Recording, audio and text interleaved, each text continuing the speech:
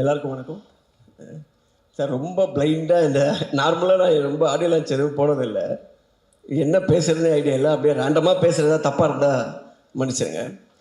First இந்த audio launch வந்து முக்கிய காரணம் என்னன்னா, சார் வந்து இந்த வெற்றி சார் வந்து ஒரு 6 மாதத்துக்கு முன்னாடியே சொல்லிட்டாரு, நீங்கள் வந்து என் சம்மந்தமாக எதுவும் வர வேண்டாம், பட் ஒரே ஒரு படம் இருக்குது, அந்த படத்தோட ஆடியோ லான்ச்சுக்கு மட்டும் கண்டிப்பாக வரணும்னு சொல்லி. மாஸ்க்கு எதுக்குன்னா, அந்த மாஸ்கோட ஐடியா அப்போ பேசும்போது சொன்னார், இந்த படத்தில் இருக்கிற ஐடியாலாம் அப்படியே பேக் டு பேக் கவினும் சொல்லியிருக்காங்க. அந்த கதையை கேட்கும்போது ரொம்ப குதர்க்கமாகவே இருக்குது. இது அவருக்கும் இதுக்கு என்ன சம்மந்தம் இருக்குன்றதே தெரியல. சார் நீங்கள் எப்படி இந்த படம், அதனால தான் உங்களை கூப்பிட்டு ஆடியோ லான்ச்சு அப்போ தான் சொன்னார். அதோட இந்த மாதிரிலாம் ரொம்ப விபரீதமாக யோசித்தது யார் அப்படின்னா, விக்ரன் சொல்லிட்டு ஒரு டைரக்டர். அப்போ தான் சொன்னான், கவின் தான் சொன்னான், ஆனால் ஆளே கொஞ்சம் ஒரு மாதிரி தானே இருக்கான் அப்படின்னு சொல்லி. இல்லை, இதை யோசித்ததோட மூஞ்சை பார்க்கணுன்னு எனக்கு ரொம்ப நாள் ஆசை. அதுக்கப்புறம் ஒரு நாள் வெற்றி சார் ஆஃபீஸ் போகும்போது தான் பார்த்தேன். இவன் வந்தால் பார்த்தா எல்லாமே மேட்ச் ஆகுது, எல்லா கிரைமும் டோட்டலாக பார்த்து நான் சொன்னேன், இதை அப்படியே எடுக்க முடியாது சார். எப்படி சார்னா, இல்லை சிலதெல்லாம் கொஞ்சம் கம்மி பண்ணி தான் எடுக்கணும், இவன் சொல்கிறதே இவ்வளோ இருக்கு, இவன் நிறைய சொன்னால் அதெல்லாம் கண்ட்ரோல் பண்ணி கொஞ்சம் கட் பண்ணி தான் எடுக்கணும் அப்படின்னா. விக்ரமன் விக்ரமன் இந்த மாதிரி பயங்கரமாக யோசிச்சதே ஒரு பெரிய விஷயம். அதை சொல்லி இவ்வளோ பெரிய டைரக்டரை ஏமாத்துறது அதோட பெரிய விஷயம். அதுதான் நான் எதிர்பார்க்கல. பட் ஆனால் அது அப்படி இப்படி இப்போ கொஞ்சம் நடுவில் எல்லாருக்குமான படமாக மாற்றிருப்பாங்கன்னு நினைக்கிறேன். இல்லை, உனக்கு அதில் ஒரு கஷ்டம் இருக்குல்ல. ஓகே. அப்புறம் நிறைய இந்த படத்தை பற்றி நானும் கவினும் டிஸ்கஸ் பண்ணுவான். அப்பப்போ சொல்லுவான் படத்தை பற்றி. சொல்லும் போதெல்லாமே வந்து நான் அவங்ககிட்ட சொன்னது ஒன்று தான், எனக்கு இந்த படத்தை சம்மந்தமாக நான் கேட்டது பார்த்தது எல்லாமே வந்து ரொம்ப ஃப்ரெஷ்ஷாக இருந்தது, ரொம்ப புதுசாக இருந்தது. எதுவுமே ரெகுலராக இந்த ஃபார்மேட்டு அந்த மாதிரி இல்லை, ரொம்ப ஆஃப் பீட்டான ஒரு ஃபில்மு. பட் அந்த படத்தில் வந்து ஒரு நிறையா அந்த ஒரு டார்க் காமெடிக்கான ஸ்பேஸ் இருக்குது. ப்ளஸ் அதை ரொம்ப நல்லாவும் எக்ஸிக்யூட்டும் பண்ணியிருக்காங்க. அது சில சீன்ஸ் எல்லாம் பார்க்கும்போது இது ரொம்ப நல்லா இருக்கு, எதுக்கு நம்ம இந்த மாதிரிலாம் நமக்கு தோணலை அப்படின்றது. பட் அப்புறம் யோசிச்சு பார்த்தா தோணாமல் இருக்கிறது சம்டைம்ஸ் நல்லதுதான்ற மாதிரி இருக்கு. ஏன்னா ரொம்ப ஒயில்டாக யோசிச்சிருக்கான், பட் அதை எக்ஸிக்யூட் பண்ணி பார்க்கும்போது ரொம்ப கன்வின்சிங்காக இருந்தது. அதனால் வந்து இது எப்படி எனக்கு நான் அங்கங்கே கொஞ்சம் பிட்ஸ் அண்ட் பீசஸ் பார்த்துருக்கேன், பார்க்கும்போது எனக்கு ரொம்ப பிடிச்சிருந்தது. ஸோ உங்கள் எல்லாருக்கும் பிடிக்கும்னு நினைக்கிறேன். இன்னொரு விஷயம் என்னென்னா, ஃபஸ்ட் டைம் வந்து வெற்றி சார் ஒரு படம் ப்ரொடியூஸ் பண்ணி கொஞ்சம் என்ன சொல்கிறது, இது எப்படி சொல்கிறதுன்னு தெரியல சார்.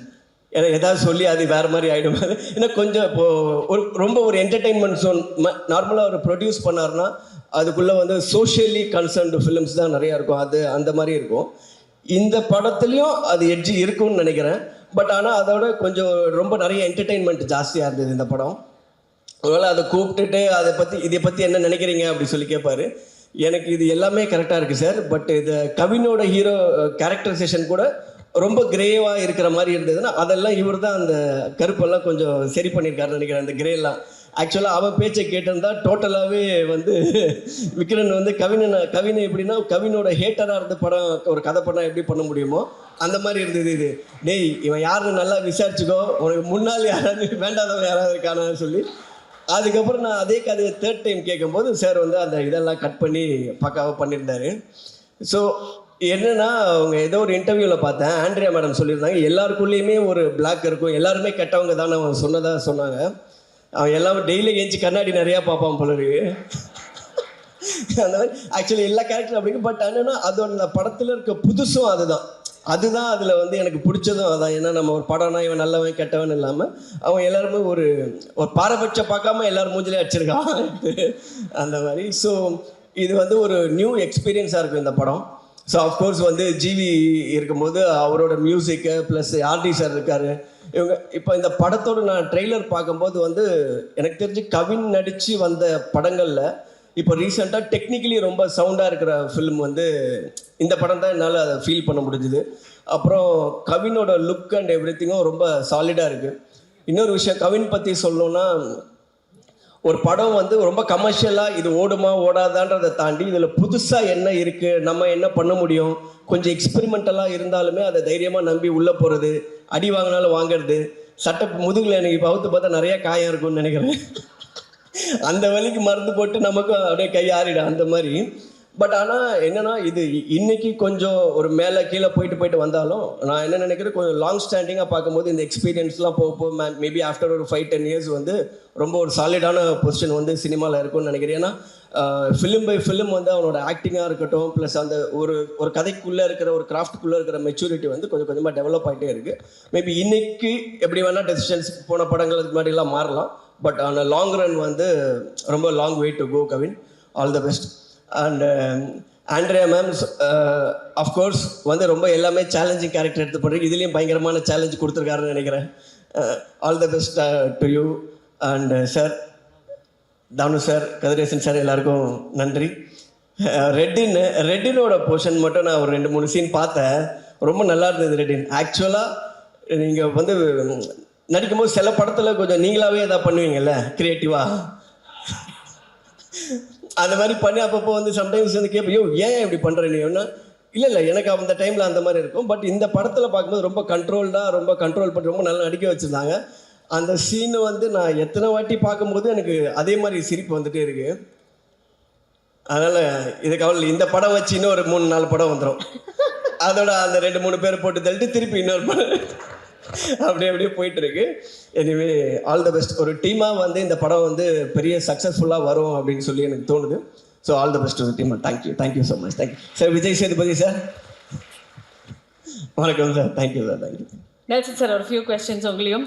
அர்ச்சனா, நல்லா இருக்கீங்களா? நீங்களும் இந்த படத்தில் நடிச்சிருக்கீங்க கேள்விப்பட்டேன். ஆமா சார், நீங்கள் வழக்கம் போல ரொம்ப நல்லா நடிச்சிருந்தேன். நான் கவின் கிட்ட கேட்டேன், ஏன்னா நான் டாக்டரில் இவங்களோட ஒர்க் பண்ணும்போது நான் எதுவுமே சொல்லாமல் சீன் பேப்பர் மட்டும் கொடுத்துட்டு நான் வந்து சைலண்டாக இருந்தது. இவங்க கிட்ட மட்டும் மீது எல்லாருக்கிட்டையும் போய் இப்படி பண்ணுங்க, ஏதாவது நிறைய இன்ஃபர்மேஷன் கொடுப்பேன், இவங்களுக்கு தான் எதுவும் சொல்ல மாட்டேன். ஸோ அவ்வளோ சீசனாக நடிக்கிறாங்க. எனக்கு நான் தான் இன்னும் நீங்கள் நிறைய படம் பண்ணோம், நல்லா உங்களை சினிமாவில் நிறைய யூஸ் பண்ணணும்னு விரும்புகிறேன். Thank you sir, thank you so much. But இப்போ கம்மியாக தானே கேட்பீங்க? இல்லை சார், இப்போ கொஞ்சம் அதிகமாகவே கேட்பேன். ஹாப்பி ஆகிட்டேன் அந்த வகையில் சார். மாஸ்க் படத்தோட பேர். இப்போ உங்கள் கையில் ஒரு மாஸ்க் இருக்குது சார். இந்த மாஸ்க் போட்டோடனே இந்த நபராக இருக்கிறதுல அட்வான்டேஜஸ் என்ன, டிஸ்அட்வான்டேஜ் என்ன அப்படின்னு ஒன்று சொல்ல போகிறீங்க சார். முதல்ல ஜிவி சார் முடிஞ்ச வரைக்கும் சொல்கிறேன் சார். என்ன சார், ஒரு அட்வான்டேஜ் ஒரு டிஸ்அட்வான்டேஜ் தானே. ரெட்டின்லாம் நீங்கள் ஒன்று கேட்டால் அவர் ஒன்று பேசிட்டு போயிடுவார். அது ஏன்னா அது செட் ஆயிடுச்சு. ஜிவி சாரோடைய மாஸ்க் போட்டுட்டீங்க சார். Advantage, disadvantage. ஜிவி சாரோட அட்வான்டேஜ் என்னென்னா வேலை எப்போவுமே இருந்துகிட்டே இருக்கும். பட் டிஸ்அட்வான்டேஜ் என்ன, எல்லாத்துக்கும் அதை டெலிவர் பண்ணுறேன். அஸ் எ ஹீரோவாகவும் சரி, மியூசிக்காகவும் சரி. இப்போ நம்ம வந்து ஒரு வருஷத்துக்கு ஒரு 2 படம் நடிக்கிறோம், 2 படம் மியூசிக் போடுறோன்னா பண்ணலாம். அவர் பண்ணுற நம்பர் ஆஃப் ஃபிலிம்ஸ் இருக்குல்ல. ஆனால் ஆக்டராகவும் சரி, மியூசிக் டைரக்டராகவும் சரி, அதுக்கு வந்து ஒரு ஆவரேஜாக டெலிவர் பண்ணுறதே ரொம்ப கஷ்டம். அதுதான் வந்து அதுக்கான ஒரு எஃபர்ட் இல்லாமல் அந்த இடம் அது பண்ணவே முடியாது. நான் கூட நிறைய பேர்கிட்ட பார்க்கும்போது கேட்டிருக்கேன், அவர் எப்படி இவ்வளோ படம் நடிக்கிறாரு, இவ்வளோ படம் மியூசிக் பண்ணுறாரு. நீங்கள் பார்த்தீங்கன்னா எல்லா படம் இப்போ நான் ரீசெண்டாக அமரன்லாம் பார்த்து ரொம்ப எக்ஸ்ட்ராடனரியாக இருந்தது. ஸோ அப்போ ராஜ்குமார்கிட்டையும் கேட்டேன், எப்படி இவ்வளோ ஒர்க் பண்ணிட்டு. ஸோ அந்த டெலிவரி கொடுக்கறதோட எஃபர்ட் இருக்குல்ல, அது ரொம்ப கஷ்டம். அவ்வளோ வேலை பார்க்குறது தான் அதோட disadvantage. Super sir. Okay sir, இது வந்து நீங்க அவர் பெர்செப்ஷன்ல சொல்றீங்க, நீங்க மாறிட்டீங்க ஜிவி சார், அந்த மாதிரி கேக்குறேன் நானே. அடுத்து வெற்றிமாறன் சார், அவர் இருக்கிற பேரை கெடுக்கணும் அந்த மாதிரி. சரி சார், அப்ப இப்படி போயிடலாம் சார். இல்ல வெற்றிமாறன் சாரா நீங்க மாறிடுறீங்க. அட்வான்டேஜ். சரி சார், வெற்றிமாறன் சாரா இருக்கிறதுல அட்வான்டேஜ் என்ன, டிஸ்அட்வான்டேஜ் என்ன? வெற்றிமாறன் சாரா இருக்கிறது ஒன்று, நான் பார்த்துருக்கேன் அவர்கிட்ட. அவர் பேசுறது கண்டென்ட்டை பார்த்து 2 பேரும் சிரிச்சு பேசிட்டே இருப்போம். 5 நிமிஷத்துக்கு அப்புறம் தான் எனக்கு தெரியும் அவர் ஏதோ சோகத்தை சொல்லிட்டு இருக்காருன்னு. என்னன்னா இப்படி ஒரு கேரக்டர் நான் மீட் பண்ணதே இல்லை. அவர் வந்து சந்தோஷமாக பேச 2 பேருக்கு நேற்று கூட அப்படியே ஜாலி சார், இப்போ நீங்கள் சொல்கிறது ஏதோ கொஞ்சம் கஷ்டம் மாதிரி தெரியுதே சார் அப்படி. ஆமாம் சார், அப்படி தான் போயிட்டுருக்கு நம்ம லைஃப். அடப்பாவி, இதுக்கே இப்படி இருக்கா அந்த மாதிரி.